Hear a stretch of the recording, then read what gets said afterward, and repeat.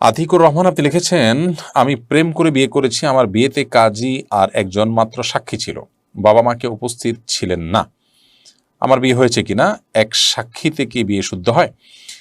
আপনার বিয়েতে যদি কাজী এবং এক আরো একজন সাক্ষী সাথে ছিলেন, অতএব দুজন সাক্ষী ছিলেন এখানে। কাজী নিজে একজন সাক্ষী আর আরেকজন ছিলেন, তাহলে দুজন মানুষ উপস্থিতি বিয়ে হয়েছে, তারা দুজনের সাক্ষী হিসাবে যথেষ্ট। আপনি সাক্ষীর প্রশ্ন যদি করেন তাহলে এখানে সাক্ষীর যে সংখ্যা শরীয়ত ঠিক করে দিয়েছে বিয়ের জন্য দুজন পুরুষ সাক্ষী, সেটা এখানে পাওয়া গেছে, অতএব ইনশাআল্লাহ আপনার বিয়েটা বিশুদ্ধ। তবে সন্দেহাতীতভাবে বিবাহ বহির্ভূত সম্পর্ক করে বিয়ে যে করেছেন সেটা নিন্দনীয়, সেটার জন্য আল্লাহর কাছে আপনার ইস্তেগফার করা উচিত, গুনাহ জন্য তওবা করা উচিত। এবং বাবা মা ছাড়া, অভিভাবকদেরকে ছাড়া বিয়ে করেছেন, সেটা আরেকটি অন্যায় কাজ আপনি করেছেন। কারণ আল্লাহ রাব্বুল আলামিন কোরআনে কারিমে অভিভাবকদের নির্দেশ করেছেন, ওয়া আনকিহুল আয়ামা মিনকুম ওয়াস-সালিহিনা মিন ইবাদিকুম ওয়া ইমাইকুম। আল্লাহ অভিভাবকদের নির্দেশ করেছেন যে তোমরা তোমাদের অধীনস্থদেরকে বিয়ে দাও। তার মানে বিয়েটা অভিভাবকদের মাধ্যমে হওয়াটাই হলো কোরআনের নির্দেশ, সেটা আপনি লঙ্ঘন করেছেন। এতে যদিও আপনার বিয়ে হয়ে গেছে, বাট কাজটা আপনি ভালো করেন। সেজন্য আপনার বাবা মার কাছে যেমন মাপ চাওয়া উচিত, আল্লাহর কাছেও মাপ চাওয়া উচিত, এবং বিবাহ বহির্ভূত সম্পর্ক করার কারণে আপনার তওবা নাসুহা করতে হবে, কারণ সেটি কিন্তু সাধারণ গুনাহ নয়, কবিরা গুনাহ হয়েছে। খায়রুল ইসলাম লিটন আপনি লিখেছেন, আমার গোসল ফরজ হয়েছিল কিন্তু টের না পেয়ে আমি নামাজ পড়ে ফেলেছি, এরপর টের পেয়েছি, এখন কি করব? দেখুন, গোসল ফরজ হয়ে যাওয়ার পর আপনি টের পাননি, নামাজ পড়ে ফেলেছেন, পরে যখন আপনি নিশ্চিত হয়েছেন যে আপনার গোসল ফরজ হয়েছিল, আপনি এখন পুনরায় গোসল করে নামাজটা কাজা করবেন। ইকবাল হোসেন আপনি লিখেছেন, যারা সিগারেট খায় তাদের পিছনে নামাজ হবে কিনা? যারা ধূমপান করে নিশ্চয়ই তারা ফাসিকের কাতারে পড়ে, তারা প্রকাশ্যে গুনাহে লিপ্ত, তাদের পিছনে নামাজ পড়লে নামাজ আদায় হয়ে যাবে, কিন্তু এরকম ব্যক্তিকে ইমাম নিযুক্ত করা গুনাহের কাজ, এবং এইরকম ব্যক্তির পিছনে নামাজ পড়াটা মাকরুহ। তবে নামাজ আদায় হয়ে যাবে, মাকরুর সাথে আদায় হয়ে যাবে, অর্থাৎ ত্রুটিপূর্ণভাবে আদায় হয়ে যাবে। যদি বিকল্প কোনো ভালো লোক না থাকে এবং জামাত মিস হওয়া ছাড়া আর কোনো অপশন না থাকে, তাহলে সেক্ষেত্রে এই ব্যক্তির পিছনে নামাজ পড়লে নামাজ আদায় হয়ে যাবে, ইনশাআল্লাহ কোনো অসুবিধা হবে না। কারণ সেক্ষেত্রে এটা আপনি অনেকটা নিরুপায়। ইমাম সাহেব তার ছোটোখাটো ভুল ভ্রান্তি আছে, এই অজুহাতে আপনি জামাতে নামাজ পড়লেন না, এই সুযোগ কিন্তু নেই। প্রয়োজন আপনি অন্য কারোর পিছনে নামাজ পড়বেন, আর একটু ভালো মানুষ পেলে তার পিছনে নামাজ পড়বেন, অন্য মসজিদে যাবেন, কিন্তু আপনাকে জামাতে নামাজ পড়তে হবে। এরপর প্রশ্ন করেছেন এমডি মান্নান, আপনি লিখেছেন, সংসার জীবনে স্ত্রীর সাথে ঝগড়া বিবাদ লেগেই থাকে, কি করতে পারি? দেখুন, দাম্পত্য কলহগুলো সৃষ্টি হয় সবর এবং শকর না থাকবার কারণে, এটি হলো প্রধান এবং মৌলিক কারণ। স্বামী বলুন, স্ত্রী বলুন, যার মধ্যে সমস্যা থাকুক না কেন, সমস্যা এই দুটির কোনো একটি, হয় সবর নেই আর না হলে শকর নেই। এছাড়া আরও কারণ থাকতে পারে, কিন্তু এটি মৌলিক কারণ। সবর এবং শকর ছাড়া কখনো দাম্পত্য জীবনে সুখ শান্তি পাওয়া সম্ভব নয়। স্বামী বলুন আর স্ত্রী বলুন, উভয়কেই কোনো না কোনো ক্ষেত্রে ধৈর্য ধারণ করতে হয় এবং শুকর আদায় করার মানসিকতা থাকতে হয়। আপনি আপনার জীবনসঙ্গীর মধ্যে যে ত্রুটি দেখছেন, সেই ত্রুটি সত্ত্বেও আপনি ধৈর্য ধারণ করবেন, এটি আপনার কর্তব্য। আর এই ত্রুটির পাশাপাশি তার অনেক ভালো গুণ আছে, সেগুলো আপনি দেখবেন, সেটি আপনাকে সুখী করবে, সুখী দাম্পত্য জীবন উপহার দিবে। প্রিয়নবী সাল্লাল্লাহু আলাইহি সাল্লামের সহধর্মিণী উম্মুল মুমিনিন আয়েশা রাদিয়াল্লাহু তাআলা আনহা সম্পর্কে পর্যন্ত তার একটা মানবীয় দুর্বল দিকের কথা হাদিসে উঠে এসছে, যে তার সবই ভালো ছিল, বয়স কম হওয়ার কারণে অনেক সময় আটা ইত্যাদি খামিরা করে রেখে দিতেন, সেগুলো মুরগি কিংবা ছাগল, গৃহপালিত যে পশু থাকে, মানুষ পালে ঘর বাড়িতে, এরকম কোনো কিছু এসে খেয়ে ফেলতো অনেক সময়, দাওয়াজেন আসছে হাদিসের ভাষায়। তো এখন এটা একটা সমস্যা।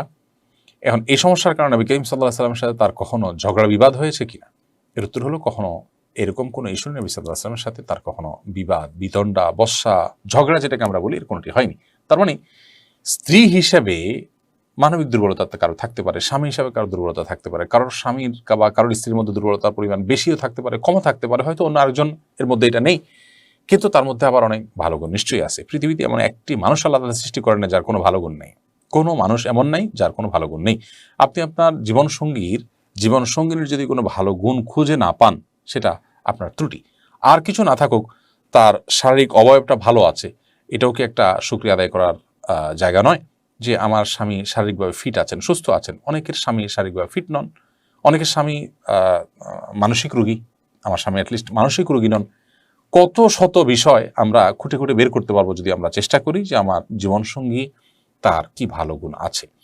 তাহলে স্বামী বলুন স্ত্রী বলুন উভয়কেই কাজটি করতে হবে। সবর এবং শকর এটা ছাড়া দাম্পত্য জীবনের ঝগড়া বিবাদ কলহ এগুলো মেটানো সম্ভব নয়। আজকে আমাদের সমাজে যে বিবাহ বিচ্ছেদের হার বেড়ে চলেছে এবং সংসারগুলো ভেঙে খান খান হয়ে যাচ্ছে, এর মূল এবং প্রধান কারণ হলো যে আমরা দিন থেকে দূরে সরে যাচ্ছি। আমাদের মোরালিটি এবং নীতিনৈতিকতা, মূল্যবোধ এগুলো আমাদের থেকে হারিয়ে যাচ্ছে। এগুলো যত বেশি হারাবে ততই আমাদের দাম্পত্য জীবন কেন সার্বিক জীবনে অশান্তির ছায়া নেমে আসবে।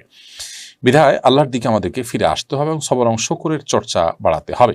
নবী করিম সাল্লাল্লাহু আলাইহি সাল্লামের পারিবারিক জীবন নিয়ে শেখ মোহাম্মদ সালেহ আল মুনাজিদ হাফিজাহুল্লাহর খুব চমৎকার এবং অসাধারণ একটি সংকলন আছে। সেখানে পুঙ্খানুপুঙ্খরূপে নবী সাল্লাল্লাহু আলাইহি সাল্লামের সিরাত, তার পরিবারের সাথে তিনি কেমন আচরণ করতেন, পরিবার লোকদের সাথে সম্পর্ক কেমন ছিল, সেগুলো যদি আমরা পড়ি ইনশাআল্লাহ বিদিনিল্লাহ আশা করি আমাদের উপকারে আসবে। জাভেদ আহমেদ আপনি লিখেছেন, বিদেশি বিড়ালের বাচ্চা পালনের জন্য ক্রয় বিক্রয় করা যায় আছে কিনা? হাদিসে বিড়াল বিক্রি এবং কেনা বেচা করা এর ব্যাপারে নিষেধাজ্ঞা আছে, তবে সেই নিষেধাজ্ঞাটাকে কোনো ফকিহ বা কোনো ইমামই হারাম পর্যায়ে বলেন, সেটাকে মাকরুহ পর্যায়ে বলেছেন। অবশ্য অনেক ইমামগণ বলেছেন যে, অনেক হাদিস বিশারদগণ, হাদিস বেত্তাগণ, হাদিস ব্যাখ্যাতাগণ বলেছেন যে নবী সাল্লাল্লাহু আলাইহি ওয়াসাল্লাম যে বিড়াল কেনাবেচা করতে নিষেধ করেছেন, এর কারণ হলো যে বিড়ালের মতো একটা সাধারণ জিনিস, এখানে কোনো মানুষের শ্রম মেধা অর্থ কিছু ব্যয় হয় না, এটা আবার কেনাবেচা কেন করতে হবে? এটা যদি কারোর অতিরিক্ত থাকে কাউকে দিয়ে দিবে, এই তুচ্ছ জিনিস কেনাবেচা করাটাকে তিনি অপছন্দ করেছেন। জাস্ট বিষয়টা এই পর্যায়ে, এর বেশি কিছু নয়। তবে আজকাল যে বিদেশি বিড়াল বা উন্নত জাতের বিড়াল পাওয়া যায়, এই বিড়ালগুলো সাধারণত চাষ করতে হয় খামারে, এগুলোর পিছনে অনেক অর্থ ব্যয় করতে হয়, এগুলো চিকিৎসা করতে হয়, টিকা দিতে হয়, নিয়মিত সেগুলোর খাবার সরবরাহ করতে হয়, নানান উদ্যোগ যেহেতু সেখানে ব্যয় করতে হয়, এই বিড়ালগুলো তার আওতায় পড়ে না। অর্থাৎ এখানে যেহেতু ইনভেস্টের ব্যাপার আছে আর বিড়াল পালন করা বেশ যেহেতু জায়েজ আছে, অতএব এগুলো কেনাবেচা করা জায়েজ আছে। এই মতই অধিকতর আমার কাছে যুক্তিসঙ্গত মনে হয় এবং অধিকতর এটা আপনার দলিল সমৃদ্ধ আমার কাছে মনে হয়। যদিও কোনো কোনো ওলামা ইকরাম ঢালাওভাবে হাদিস যেহেতু নিষেধাজ্ঞা আছে সেজন্য সব ধরনের বিড়াল কেনাবেচাকে মাকরুহ বলেছেন, কিন্তু আবারও বলছি এটা কি হারাম কোনো প্রসিদ্ধ আলেম বা ইমাম বলেননি। বিধায় বিদেশি বিড়াল কেনাবেচা করলে আপনার এর কারণে বড় কোনো গুনাহ হবে ব্যাপারটা সেরকম নয়।